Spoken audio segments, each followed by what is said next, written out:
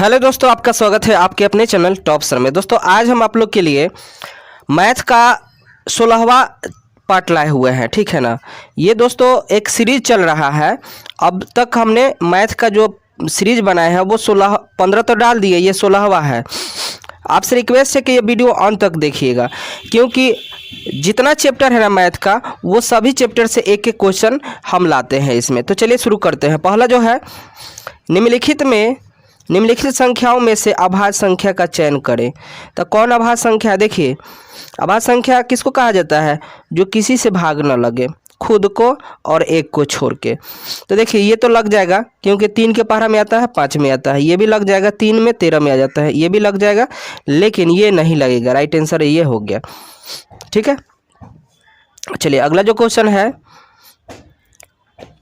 यदि ए और बी अभाज्य संख्या है तो ए और बी का लसा क्या होगा? तो देखिए, मान लीजिए कोई भी अभाज्य संख्या है, ए है और बी है, और इसका लघुत्तम हमें निकालना होगा। तो क्या होगा? एलसीएम मेरा वही होगा, ए इंटू बी आंसर, ठीक है ना। इसका आंसर हो गया सी। चलिए अगला जो क्वेश्चन है, एक घात वाला बहुपद कहलाता है।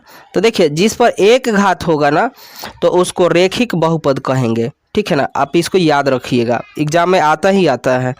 चलिए अगला जो क्वेश्चन है, निम्नलिखित में से कौन बहुपद नहीं है? तो दोस्तों आप कमेंट में बताइएगा कि कौन नहीं है, हम सिर्फ आपको नियम बता देते हैं। तो देखिए, बहुपद नहीं होगा उसका कौन कौन होता है? कभी भी x पर माइनस का पावर नहीं होना चाहिए, ये नहीं होगा, ठीक है ना। दूसरा का, कभी भी x पर बाटा में जो है पावर नहीं होना चाहिए, ठीक। और कभी भी रूट के अंदर x नहीं होना चाहिए, अगर है तो निकल जाना चाहिए, नहीं होना चाहिए। अगर रहता है और जोड़ा नहीं बनता है तो ये भी नहीं हो सकता है, ठीक। और कभी भी जो x किसी संख्या के बटा में नहीं हो सकता। ये 4 गो चीज़ आप देख लीजिएगा, अगर जहाँ लागू होता होगा वह बहुपद नहीं होगा। तो आप कमेंट में बताइए कि इसका आंसर क्या होगा, ठीक। चलिए अगला जो क्वेश्चन है, 2x + 3y = 11 और 2x - 4y = -24। तो देखिए दोस्तों, यहाँ पे हम लोग क्या करते हैं, 2x और प्लस के 3y = 11 लिख दिए, 2x - के 4y = -24 लिख दिए। अब यहाँ दोस्तों घटाव कर देते हैं, घटाने पर तो ये प्लस हो गया, ये भी प्लस हो गया, तो इसको जोड़ देंगे तो 7y, और इसको जोड़ते हैं तो 35, ठीक। और इससे इसको काट दिए 5 बार में, तो y का मान हो गया 5। आप बताइएगा या ऑप्शन में देख लीजिए कि y का मान जो है प्लस का कहाँ पर है। तो इसका आंसर डी हो गया, ठीक है। अगला जो क्वेश्चन है,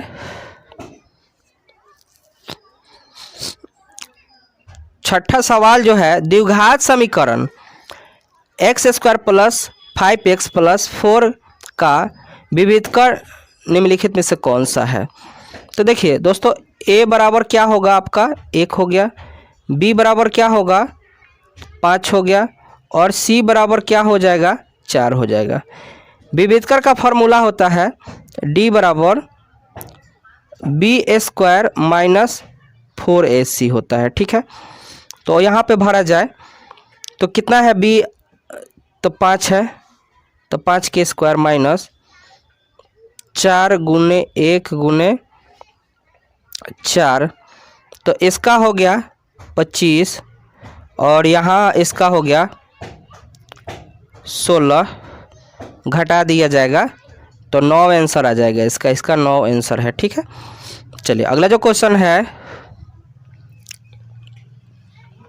यदि द्विघात समीकरण x² - px + 4 = जीरो के मूल बराबर हो तो p का मान बताइएगा।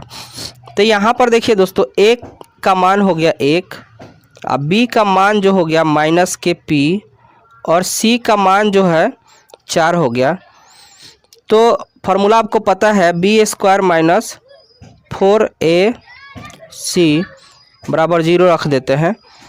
तो जो कि b का मान क्या है, p है, तो p भर देते हैं।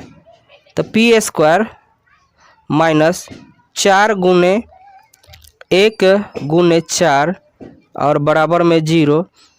तो p स्क्वायर माइनस 16 बराबर 0, और यहाँ पर p स्क्वायर बराबर 16, तो p यहाँ रह गया और ये रूट के अंदर आ गया, तो निकल जाएगा p का मान प्लस माइनस के 4। इसका आंसर प्लस माइनस के 4 हो जाएगा। ठीक है, अगला क्वेश्चन जो है, यदि AP के 15 पदों का योग क्या होगा। एक AP के 15 पदों का योग क्या होगा जिसके प्रथम पद और अंतिम पद कितना है, 5 और 75 है। तो दोस्तों देखिए, n बराबर तो यहाँ पर हो गया 15, a जो है प्रथम पद a हो गया कितना 5, और l जो बोलते हैं इसको, अंतिम पद को l बोला जाता है, तो 75। तो एक फार्मूला होता है Sn बराबर n/2 अकोष्ठ में a प्लस l। इसमें भरिए, ठीक है कि हम ही भरते हैं, चलिए भर ही देते हैं। तो n 15/2 और 5 + 75, तो 15, इसको जोड़ेंगे बटा में 2 है, और इसको जोड़ेंगे तो 80, तो काट दिए 40 आया। तो यहाँ हो गया 15 गुने 40, गुना कर 15 चौका 60, यानी 600 आंसर इसका आ गया। ठीक है, सी। चलिए अगला जो क्वेश्चन है, त्रिभुज ABC में AB और AC मध्य बिंदु है, और DE जो है इस प्रकार है कि ये जो है एक दूसरे के समांतर। जैसे मान लीजिए यहाँ पर ये एक त्रिभुज है, ABC त्रिभुज, ये जो है इसके बीच जो है DE इस टाइप का त्रिभुज है। तो बोल दिया कि ये बताइएगा कि ये जो है 8 है। ठीक, तो DE के मान क्या होगा, तो समझिएगा, एक ट्रिके याद रखिएगा कि DE बराबर BC/2, यानी BC कितना है 8 है, और 2 से काट दीजिएगा तो 4, इसका आंसर 4 हो गया, सी आंसर है। चलिए अगला जो क्वेश्चन है, 10 नंबर जो क्वेश्चन है कि सभी समबाहु त्रिभुज होते हैं, तो इसका आंसर हो गया समरूप होते हैं। ठीक है ना। चलिए अगला जो क्वेश्चन है, देखिए x अक्ष और y अक्ष ये दोनों तरीका से पूछ सकता है। तो आपको पूछ दिया y अक्ष, तो आप x बराबर 0 मान लीजिए। अब पूछता, अब यहाँ मान लीजिए y अक्ष पूछा है तो x बराबर 0 हो गया। अब पूछता x अक्ष, तो y बराबर हम 0 मानते हैं, तो इसका आंसर b हो गया। ठीक है। चलिए अगला जो क्वेश्चन है 12, बिंदु 4, -3 किस चतुर्थांश में है। तो दोस्तों बार बार हम आपको बताते हैं, ये जो है प्लस प्लस का ये पहला है, दूसरा जो है इसमें माइनस प्लस के होता है, और ये तीसरका में माइनस माइनस का है, तीसरका है। तो और ये जो है चौथा, इसमें होता है प्लस और माइनस के। तो यही है ना, तो ये हो गया चौथा में है, इसका आंसर डी हो जाएगा। ठीक। चलिए अगला जो क्वेश्चन है दोस्तों 13 नंबर बोला है कि रूट के अंदर में 1 + tan स्क्वायर a है। तो इसके बराबर तो दोस्तों होता है, आपको पता ही है, सेक स्क्वायर होता है, सेक स्क्वायर है, जैसे आप लोग जानते हैं सेक स्क्वायर। तो अब ये रूट से निकल जाएगा ना, तो सेक ए हो जाएगा। ठीक है, तो इसका आंसर हो गया सेक। ठीक, चलिए अगला जो क्वेश्चन है,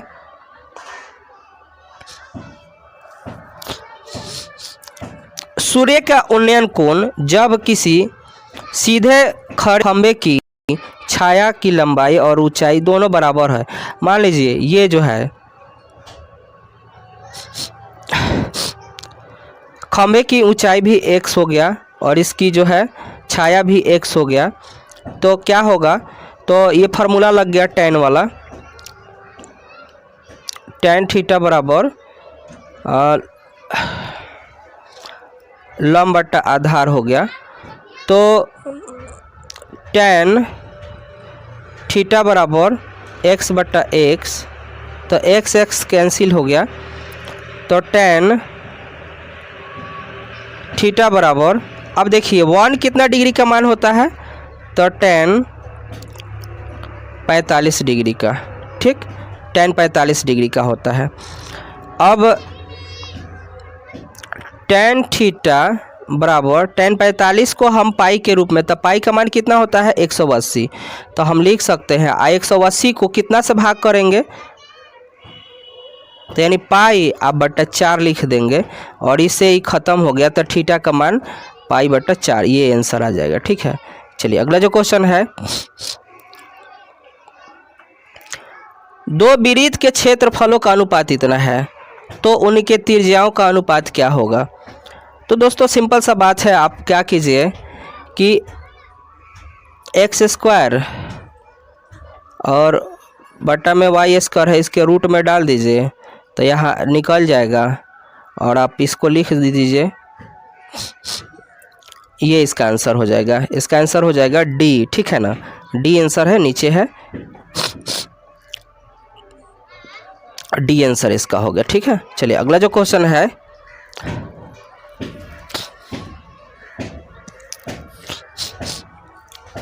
यदि माना एक शंकु है, ठीक है, उसकी ऊंचाई इतना है और आधार की त्रिज्या जो है तो आयतन बताना है।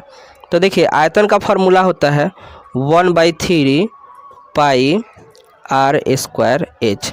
तो दोस्तों यहाँ पर पहले ही देख लीजिए कि सब जो है पाई में है, तो आंसर भी इसका पाई में ही आएगा, 1/3, और यहाँ पाई के पाई रहने देते हैं, और 6 है त्रिज्या और ये 24 है।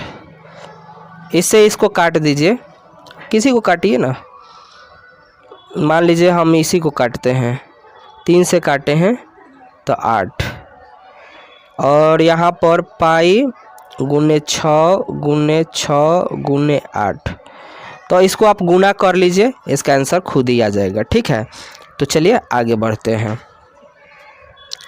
अगला क्वेश्चन है, प्रथम 5 पूर्ण संख्याओं का माध्य क्या होगा। तो 5 पूर्ण संख्या, तो पूर्ण संख्या तो दोस्तों 0 भी शामिल कर लेंगे, 1 हो गया, 2 हो गया, 3 हो गया, 4 हो गया, अब 5 हो गया, जोड़ देंगे कितना, 1 5 है, तो जोड़ने पर कितना हुआ 10 हुआ, तो 5 से काट देंगे तो 2, इसका आंसर हो गया 2। ठीक है, 17 का हो गया 2। ठीक, चलिए आगे बढ़ते हैं। दोस्तों किसी पासे को फेंकने पर सम आने की प्रयिकता क्या होगा। तो दोस्तों पासा जो होता है ना, पासा मतलब लीडो, तो उसमें 1 2 3 4 5 और 6। तो दोस्तों देखिएगा सम इसमें कौन कौन संख्या है, तो सम जो है 2 है, 4 है और 6 है, और कुल कितना है, तो कुल कितना 6 गो है, और सम कितना है, तो 3 गो है। ठीक, तो आप क्या करिएगा, प्रयिकता बराबर 3 आ नीचे में 6, इससे यानी 1/2 आंसर आ जाएगा। ठीक, ये आंसर है। ठीक, चलिए।